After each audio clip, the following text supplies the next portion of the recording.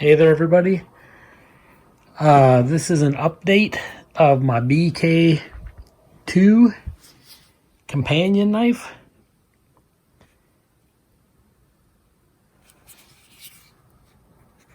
BK&T KABAR, Olean, New York, USA. There it is. Okay, this beast has a 5 1/4 inch blade. It is 10.5 inches overall. It weighs 1 pound. That's probably with the sheath, but mine weighs over a pound. And I'll tell you why in a minute. Okay, they're calling these handle scales a material called Ultra Mid, which I have no idea what that is. If it's like a type of, I think before, wasn't it grivery or grivery? Now they call it Ultra Mid. So it's some type of a plastic polymer handle. But years ago I had filled the inside of these scales with hot glue and let it dry. And that's what added that extra weight and solidness to these handles. And I really like it. I like the little bit of extra weight that it put into the handle. But I'll take the scales off and actually show you that too. But I was inspired by a fellow YouTuber, and he had recently put a mirror polish on his BK-2, and it inspired me. It's taken me a while to get around to it, but I finally did. And I've spent about 3 hours working on this to get it to this point, and it's, as you can see, it's still far from perfect. It's kind of a cross between satin and a mirror polish, but you can see me in there. Hello, everybody. And yeah, the finest grit sandpaper I had was 400. I went from 150 to 220 to 400, and just a crap ton of elbow grease. I wet sanded it by hand. And I did the spine. Let me see if the camera will focus the best I could. And it's kind of far from a mirror polish on the spine.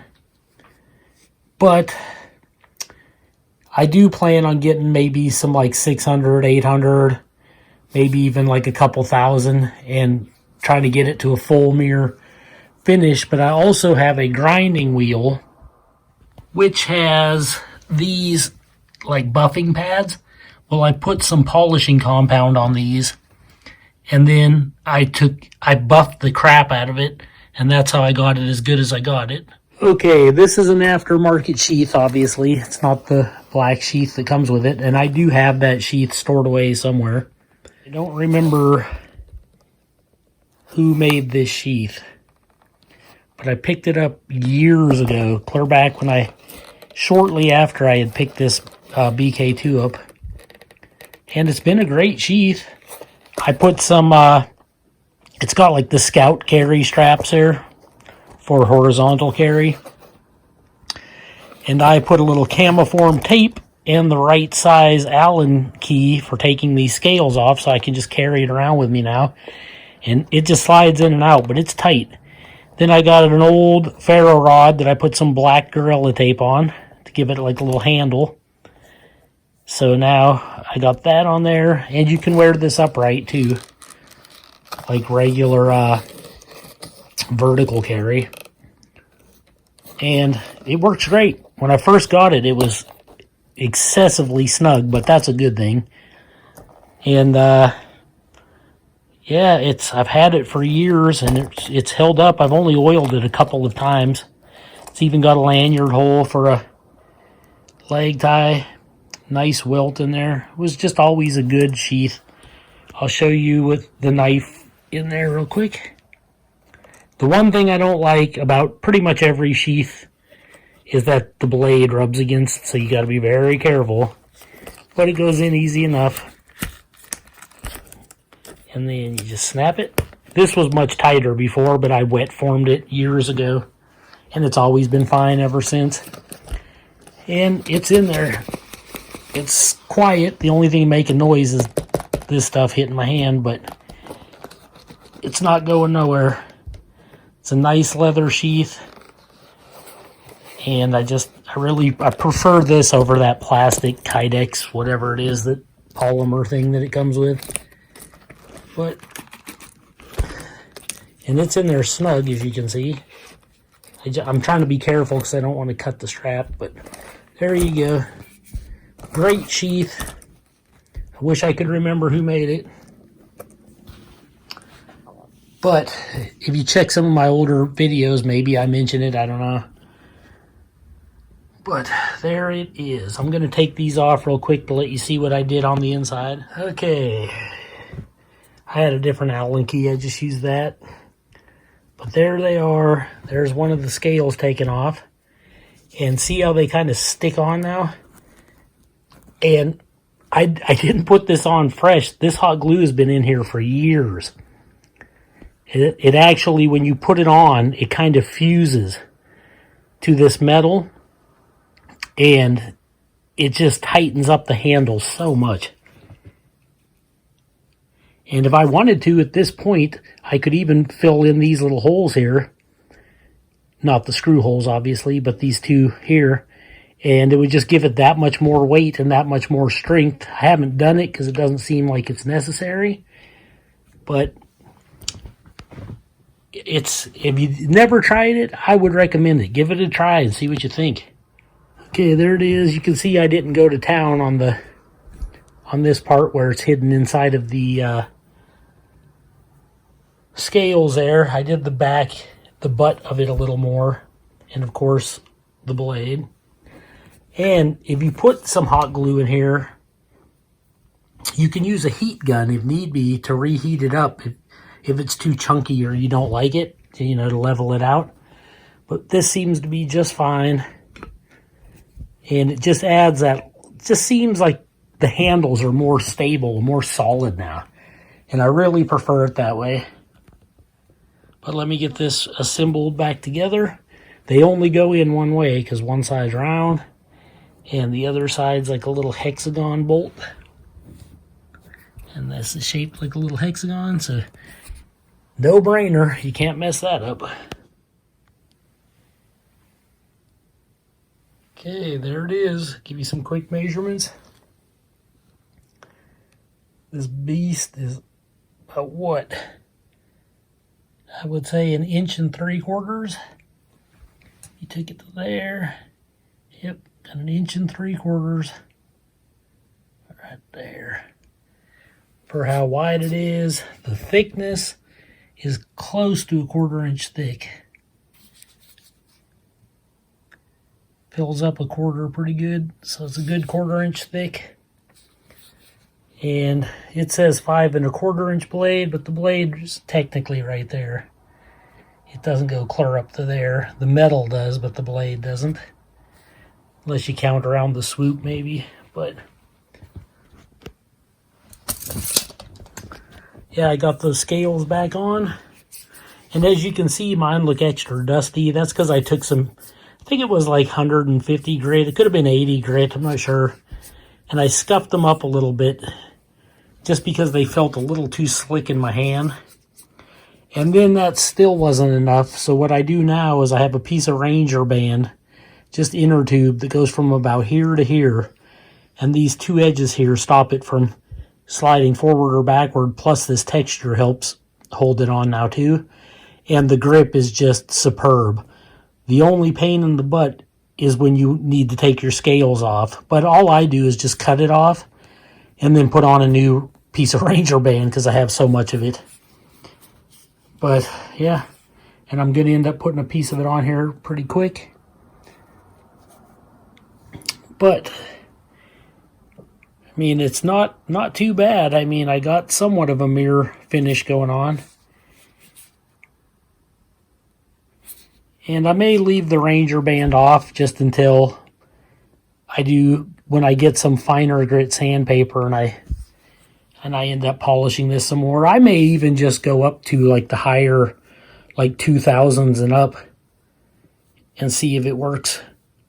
And one trick I found too when I was doing this tonight is I was using a little bit of toothpaste, like gritty toothpaste, like Arm & Hammer. And I was using it with the sandpaper. And it was working almost like a polishing compound. And then my hands started feeling too minty fresh. So I rinsed all that off, got some new sandpaper, and I started using like polishing cream, which has a grit in it too. And I was using the sandpaper with the polishing cream. And it all helped. It seems like everything I did just got it a little farther and a little farther along. But definitely going to have to go to a finer grit sandpaper to get it anywhere more of a mirror than this. But I'm actually liking this quite a bit. I saw years ago someone else had done it, and I think they put orange handle scales. And I always wanted to do it, but it just seemed like it was too much work, and I never got around to it. But then when I saw that Donovan did it, I was like, you know what? I'm going to do it too. And I eventually did it, and there it is. But I broke this out tonight because even though this isn't a Glock or a Glock knife, I mean, this thing is just elevated in status now, in my opinion. So it's worthy to be laid down on the Glock repair pad.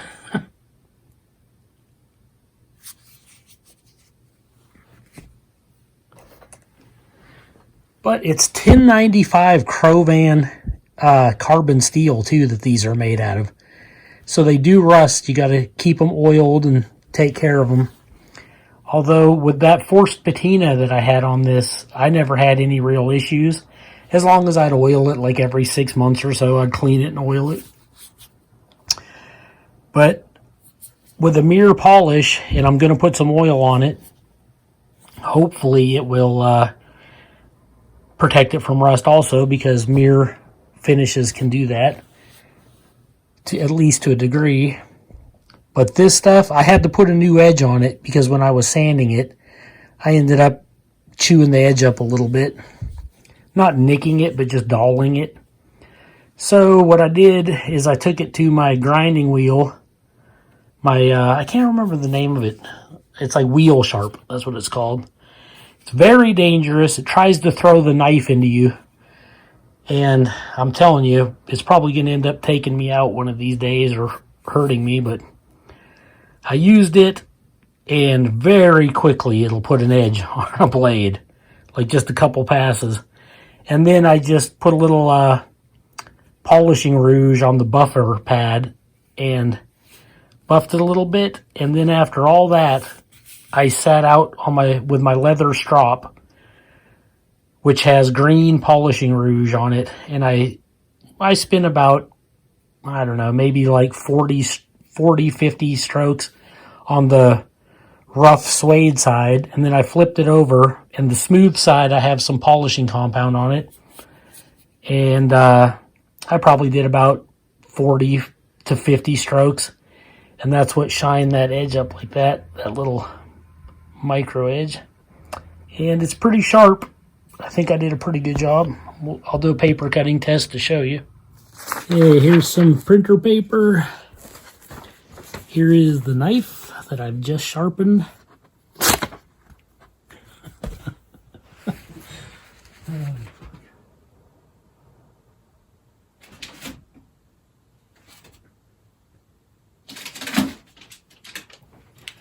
Don't judge me. All right, let's try that again. I think I hit the choil. Ready?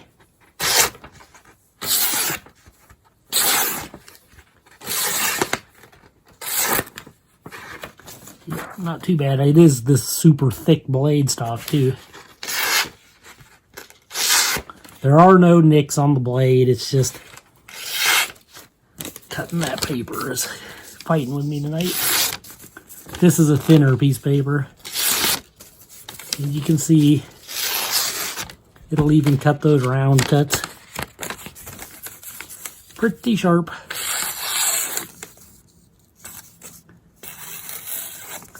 There, you see one of these little curly cues. But yeah, it's not the sharpest knife in the universe, but it's certainly paper cutting sharp. Well, there you have it. Here it is compared to a Glock 78 bayonet field knife. Figured I'd break that out since I was using the Glock repair pad there.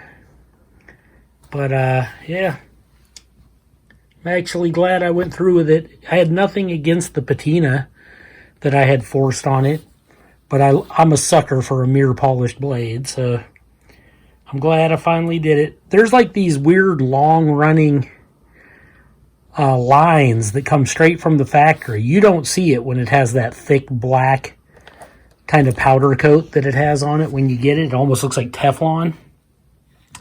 And I had removed that years ago using like a paint stripper that I bought at Home Depot.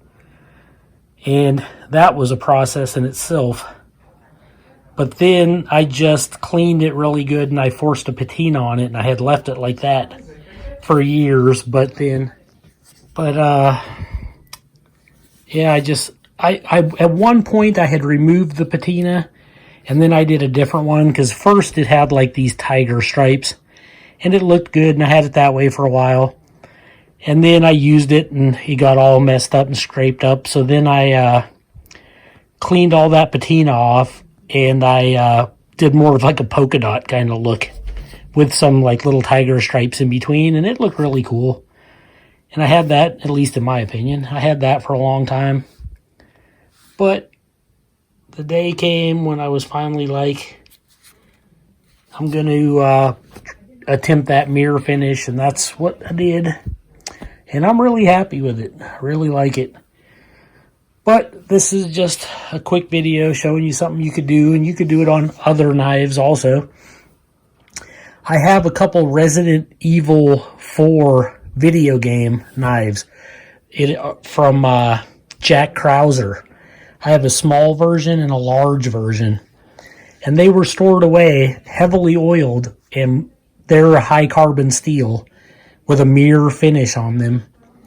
And they started getting little tiny rust pits here and there, just a little bit, and that really bummed me out.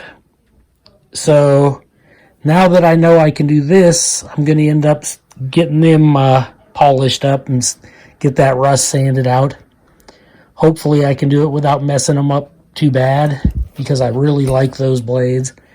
And I'll have to find a different way to store them, because I thought I had it covered, but apparently not.